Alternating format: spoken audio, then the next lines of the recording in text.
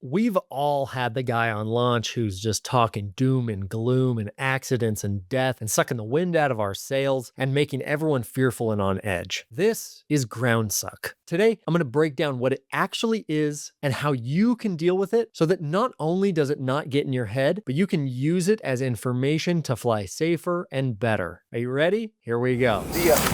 I'm an elite paraglider with over 3,000 flight hours and multiple distance records, founder of the Paragliding Men's Group, where great pilots transform into greater men, partners, and fathers. Mastery in the sky begins with owning our shit on the ground, so if you're a man who wants it all, welcome home.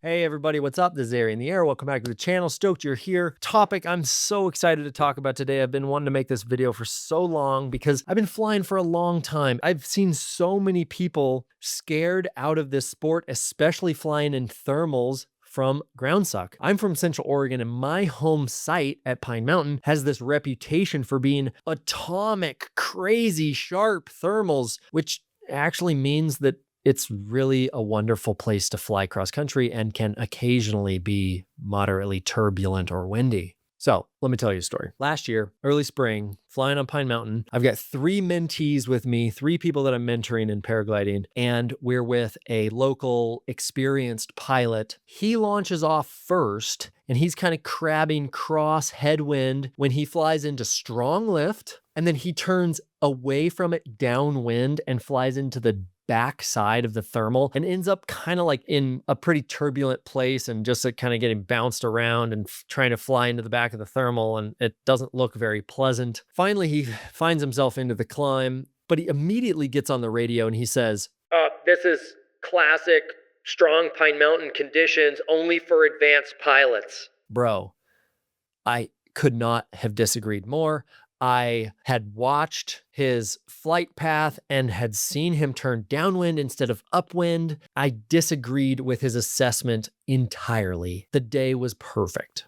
But for my mentees, this got in their head. Oh, this is the local guy. He flies here all the time. He's very experienced. And he's now saying that it's only for experienced pilots. No, oh my God. So he added a bunch of work to my plate to try to talk these guys off the ledge. So let's try to understand this. What is GROUNDSUCK? GROUNDSUCK is unconscious, verbal, emotional processing.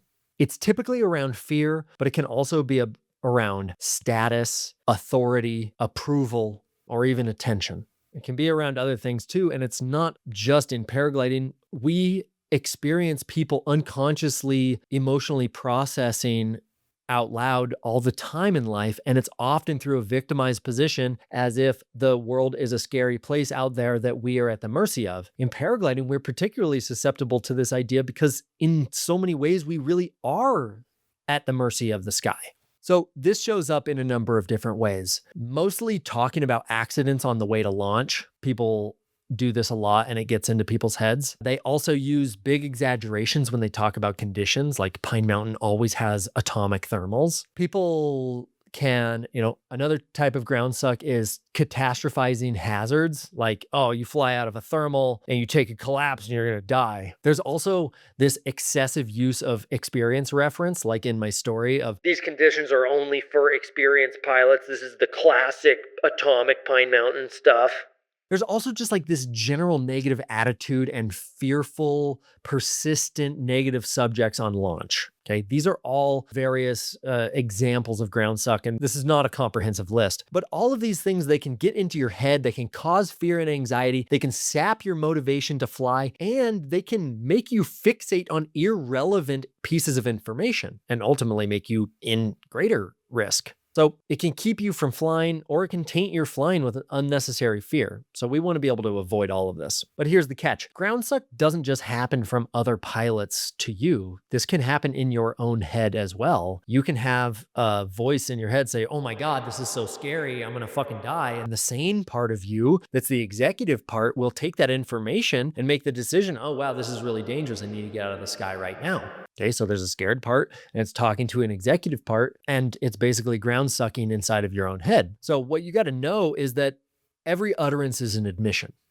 And this is just true is true. Every utterance is an admission. Everything that you say comes from an underlying emotional state of being. Okay, so like oh my God, I love you so much. You're the most beautiful woman I've ever seen, admits that you're feeling inspired and joyous and overflowing and loving. And holy shit, the air is so gnarly today. You'd be such an idiot to take off is an admission that you're feeling fear and doubt. And it's not to shame your fear or doubt, but this is to say that unconsciously verbalizing your judgments about the conditions instead of naming specifically your observations, your feelings, your thoughts, or your decisions about them is called ground suck. So if you're an experienced pilot, I urge you to be slow to make your judgments about conditions, articulate clearly your observations, what it is that you see, and be clear about what your concerns are. So instead of saying, holy shit, the air's so gnarly today, you'd be an idiot to launch, you could say something like, I'm noticing that the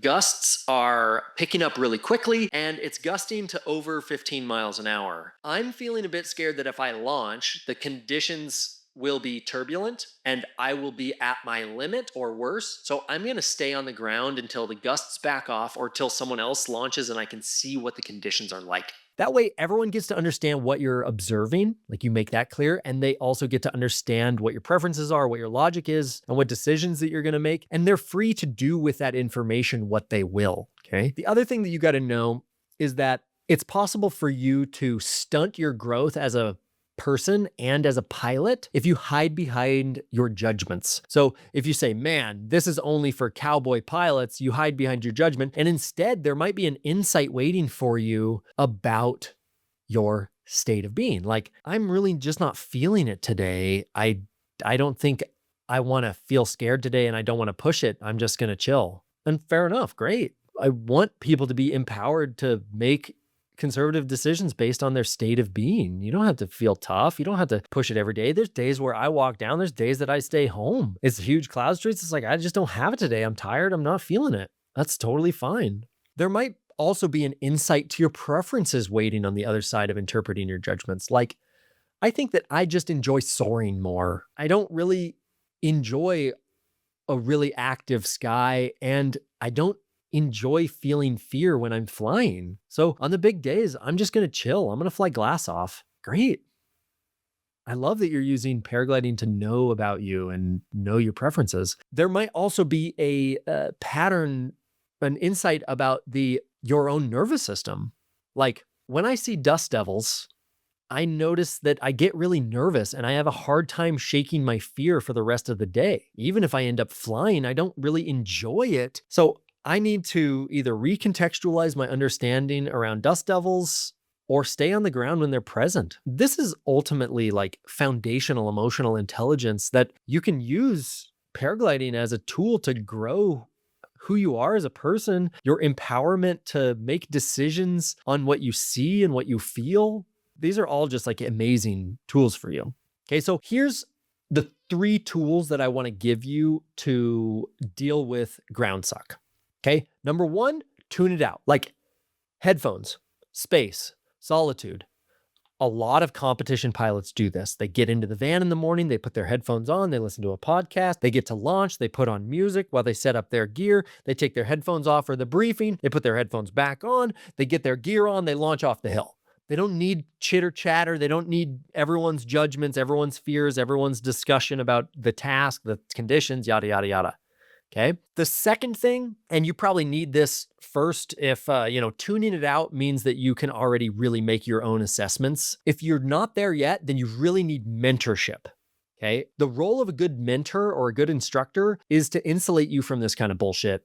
They can do this by contextualizing it, by saying, oh, he's observing this thing, but I want you to actually focus on your pre-flight and I want you to focus on your launch and you're going to focus on the flight path that we've talked about. A good instructor can also refute this and say what they're talking about is absolutely not a hazard for today. And that's what I did last year when the guy was like, oh, this is a big day. I was like, guys, this is absolutely perfect conditions. Like you are all well equipped to deal with the sky today. Okay. Or, if the person is raising a valid concern and the mentor says, no, they're right. We're actually going to change our flight path, or we're going to stay on the ground for now, or we're going to walk down, whatever it is. This is the role of a good mentor, of a good instructor. So having someone who cares about you, who knows your goals in flying and can articulate what they see is so important. Okay. The third thing you can do with ground psych is get clear on it. You can go towards it. And first of all, if it's coming from another pilot, you can say, what is it specifically that you're observing that has you concerned? And is it that the wind is changing direction? Is it gusting? Or what is it that you're noticing, like observing? And these are things that a camera could observe. They're not judgments. They're just like, it just is what it is. Okay. The other thing you can ask them is, what specifically are you concerned about happening? Right? Like, are you concerned that the clouds are going to grow and it's going to overdevelop and start raining, produce a gust front? There might be valid concerns that they have not articulated and that they are just using judgments to try to share that would be helpful for you to get really clear on. Okay. If it's coming from yourself, you can ask the same questions. What is it that I'm observing that has me on edge? And then with the observation, what is it that I'm concerned about having happen? Another thing you can do is you can start a timer. You can notice, okay, I'm feeling this way right now.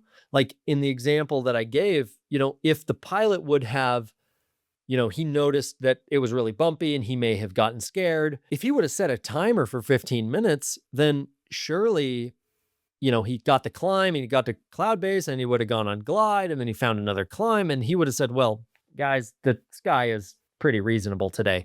But instead, he just made his judgment verbal instantly. So set a timer, be slow to make judgments about the conditions, and clear in your articulation of your observations and your concerns. Because here's the thing, not everyone who has a concern, and even if they express it in an emotionally irresponsible way, is trying to ground suck you, right? You should heed warnings from experienced pilots carefully.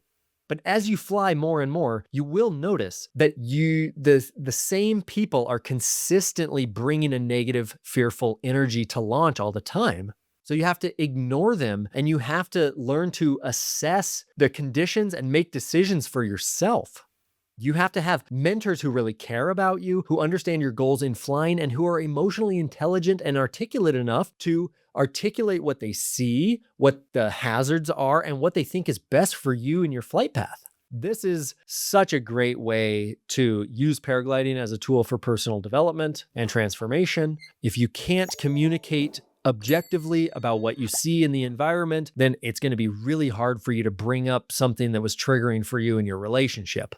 Okay, so if you'd like to go deeper on this kind of stuff, check out the Paragliding Men's Group. Link is in the description below. And thanks so much for watching. Fly safe, speak emotionally intelligent and clear, and we'll see you on the hill.